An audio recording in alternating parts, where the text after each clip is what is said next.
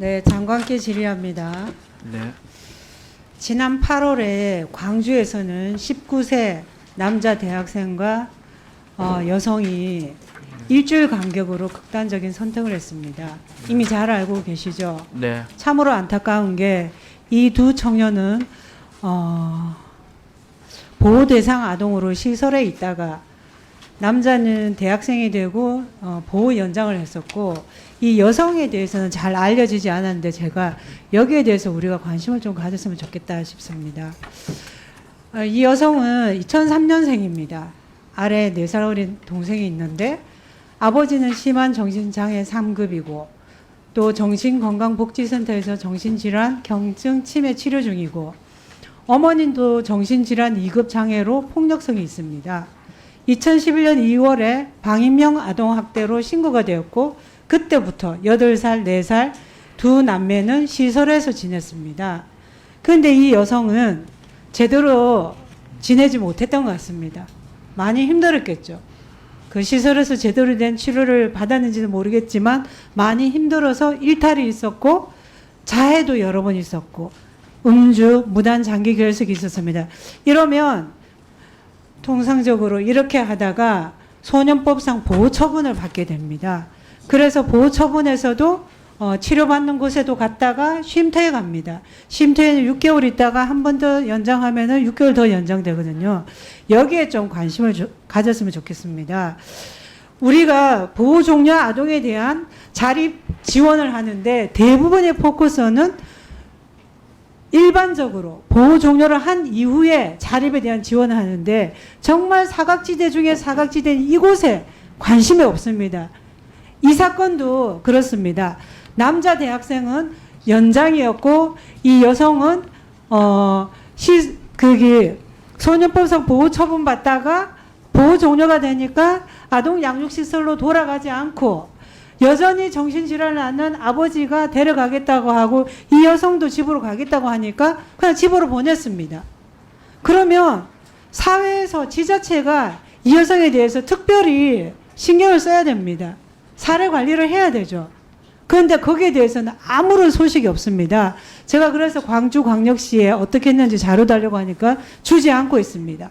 그리고 보건복지부 역시도 보호 종료가 아니라 소년법상 보호 처분으로 끝났으면 오히려 더 관심을 가져야 되는데 제가 볼 때는 전부 다 밀어버린 겁니다. 갈 데가 없죠.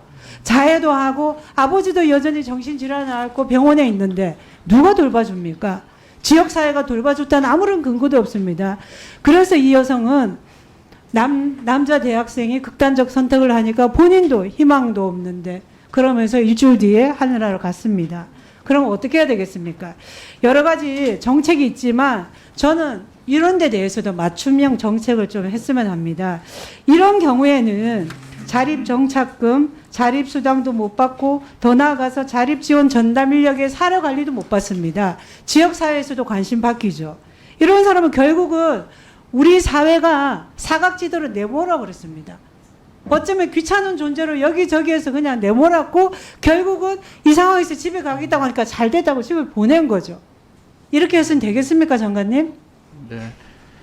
여기에 대해서 누구도 책임지고 관심도 안 가지고 있습니다. 제가 그래서 얼마나 이 삶이 안타깝고 슬픕니까? 남동생이 아직 있거든요. 시설에 있습니다.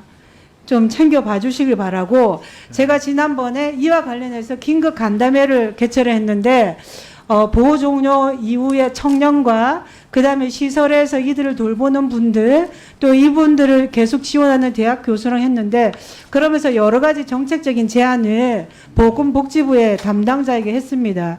장관님 한번 잘 챙겨보십시오. 네. 대표적으로는 뭐가 있냐면 자립준비 청년들은 사기 피해자가 많습니다. 자립정착금을 노리는 사람에게 상당 부분 자립 피해를 당하고 있고 또 하나는 그 정착금으로 자립이 안 되죠.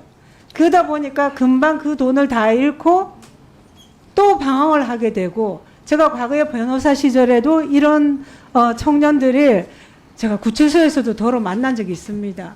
그들이 특별히 잘못돼서라기보다 오갈 데가 없어서 그런 상황에 노출되는 경우가 많습니다. 그래서 제가 지금 시간이 없는데 1분만 좀 더 주세요. 저도 아까도 일본 안 썼으니까 위원장님.